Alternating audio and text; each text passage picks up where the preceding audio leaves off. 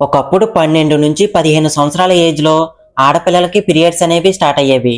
But present ఆడపిల్లలకి 9 నుంచి 11 సంవత్సరాల ఏజ్‌లోనే పీరియడ్స్ అనేవి స్టార్ట్ అవుతున్నాయి.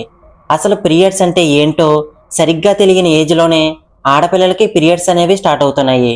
మరి ఇలా తక్కువ ఏజ్‌లోనే పీరియడ్స్ రావడానికి రీజన్స్ ఏంటి? అలాగే ఇలా తక్కువ ఏజ్‌లోనే పీరియడ్స్ రావటం వల్ల ఫ్యూచర్‌లో వచ్చే ప్రాబ్లమ్స్ ఏంటో ఈ వీడియోలో చెప్తాను. ప్రతి ఒక్కరు కూడా తప్పకుండా తెలుసుకోవాల్సిన విషయాలివి. సో వీడియోని స్కిప్ చేయకుండా చివరి వరకు చూడండి. ముందుగా ఆడపిల్లలకి తక్కువ ఏజ్‌లోనే పీరియడ్స్ అనేవి స్టార్ట్ అవ్వడానికి మెయిన్ రీజన్ సరైన ఫుడ్ తినకపోవడం. ఒకప్పుడు మన పేరెంట్స్ చిన్నతనంలో వాళ్ళు తిన్న ఫుడ్ అనేది చాలా హెల్తీ. బట్ ఇప్పుడు కాదు.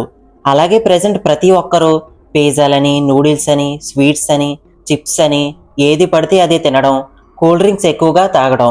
ఇటువంటి వాటి వల్ల బాడీలో హార్మోన్స్ ఇంబ్యాలెన్స్ అయ్యి తక్కువ ఏజ్‌లోనే పీరియడ్స్ అనేవి స్టార్ట్ అవుతున్నాయి. అలాగే తక్కువ ఏజ్‌లోనే వెయిట్ ఎక్కువ ఉండటం వల్ల కూడా లెప్టిన్ అనే హార్మోన్ రిలీజ్ అయ్యి పీరియడ్ అనేది త్వరగా వస్తుంది. అలాగే ప్రెజెంట్ చాలా మంది అమ్మాయిలకి ఫిజికల్ యాక్టివిటీ అనేది తక్కువైంది. ఎక్కువసేపు మొబైల్ వాడటం లేదా టీవీ చూడటం, ఇలా ఎక్కువసేపు ఖాళీగా ఉంటున్నారు. దీనివల్ల బాడీలో క్యాలరీస్ బర్న్ అవ్వక వెయిట్ అనేది పెరుగుతున్నారు. బాడీలో ఫ్యాట్ పెరిగితే ఈస్ట్రోజెన్ అనే హార్మోన్ ఎక్కువగా రిలీజ్ అయ్యి పీరియడ్ అనేది త్వరగా వస్తుంది.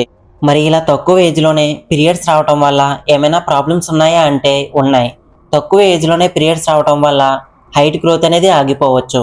రెగ్యులర్‌గా పీరియడ్స్ రాకపోవటం, పెయిన్ ఎక్కువగా ఉండటం, ఫేస్ మీద పింపుల్స్ ఎక్కువగా రావటం, స్ట్రెస్ ఎక్కువగా ఫీల్ అవటం వంటి ప్రాబ్లమ్స్‌ని ఫేస్ చేస్తారు. ఎర్లీగా పీరియడ్స్ రావటం వల్ల ఫ్యూచర్‌లో వెయిట్ అనేది పెరగవచ్చు. అలాగే చాలా రేర్‌గా కొంతమందికి ఫ్యూచర్‌లో పీసీఓఎస్ ప్రాబ్లం వచ్చే ఛాన్సెస్ కూడా ఉంటాయి.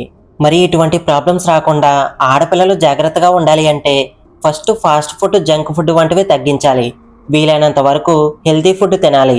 వెయిట్ పెరగకుండా వాకింగ్ చేయటం, గేమ్స్ ఆడటం, ఇంట్లో పనులు చేయటం వంటివి చేసుకోవాలి. స్ట్రెస్ ఫీల్ అవ్వకుండా మైండ్ రిలాక్స్గా ఉంచుకోవాలి. దీనివల్ల బాడీలోని హార్మోన్స్ అనేవి కంట్రోల్లో ఉంటాయి. సింపుల్గా చెప్పాలంటే మనం తినే ఆహారం అలాగే మనం ఉండే విధానం పైనే మన హెల్త్ అనేది డిపెండ్ అయి ఉంటుంది.